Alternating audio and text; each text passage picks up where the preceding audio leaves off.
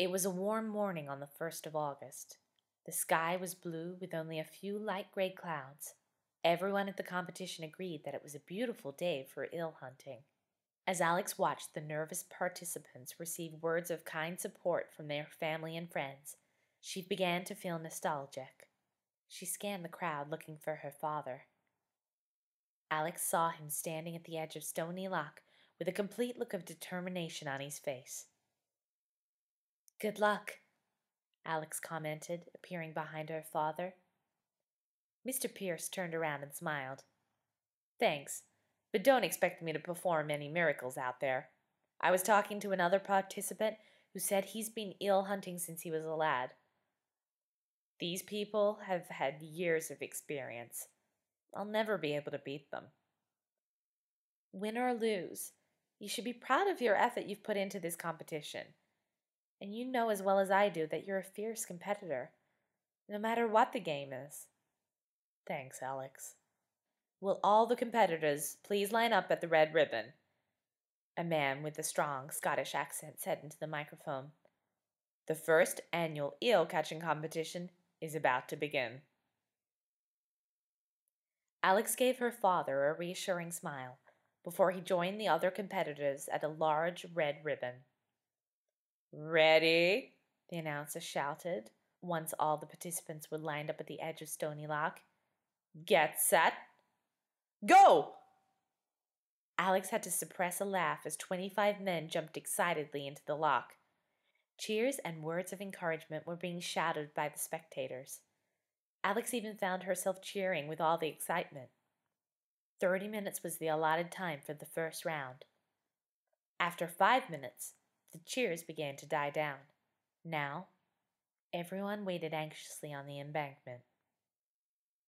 The first person to emerge from the water was a man who looked like he was in his 50s. He proudly carried a large eel. The eel squirmed awkwardly on the scale before being released into the water. A few more men emerged from the water before the 30-minute period expired. However, most of the competitors waited until the sound of the horn before leaving the water.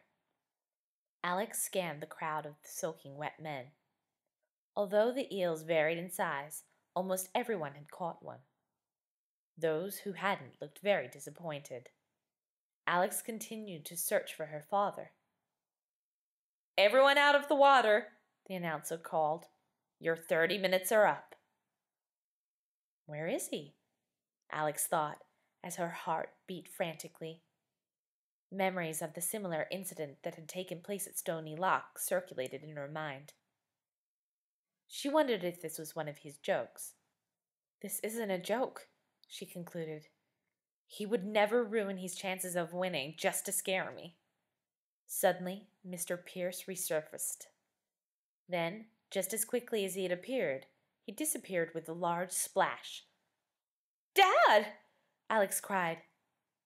Everyone's eyes were on the water as they waited in anticipation to see if Mr. Pierce would surface once again. When Mr. Pierce did resurface a few seconds later, he brought with him something very dark and large. "What does he have?"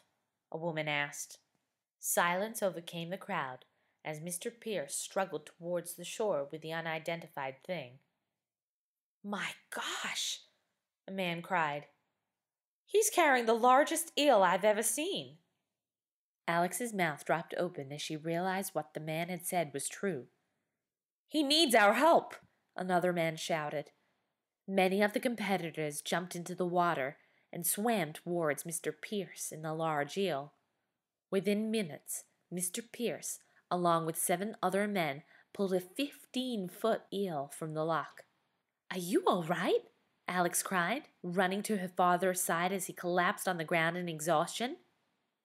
Mr. Pierce nodded as he motioned for Alex to help him onto his feet. She pulled her father up and supported him as they fought through the crowd of people who gathered to see the large eel. They soon had an excellent view of the eel. Everyone stared at the eel in awe. People snapped pictures as the eel let out an earth-shattering cry and wiggled uncontrollably on the ground. Although Alex was disgusted by the slimy gray eel, She felt sorry for it. The eel opened its yellow eyes wide and looked at her. Its eyes were an entrance into its terrified and pained state. Suddenly, a large net was thrown over the eel. "No!" Alex yelled amid the eel's cries. "Tighten the net!" the man who'd been weighing the eels commanded. One of the eel's fins became caught in the hole in the net. It tried to fight its way out of the net, but only succeeded in breaking its fin and getting even more tangled. A sorrowful cry escaped the eel's mouth. "Take that net off that eel immediately!" Alex demanded. "Move the eel to the truck," the man called while ignoring Alex. "My father caught the eel. It belongs to us," Alex protested. "Let it go." The man stared at Alex in a challenging manner. "The eel was found in Stony Loch. It belongs to no one."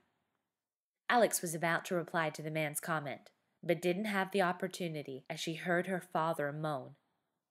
She turned around to see her father lying on the ground. Alex ran to his side to find him looking pale and breathing heavily. "Somebody call an ambulance," Alex pleaded. "I'll call for help," a concerned bystander said as he retrieved his cell phone and then dialed 3 numbers. As Alex waited for the ambulance to arrive, she overheard men discussing how to transport the eel into captivity.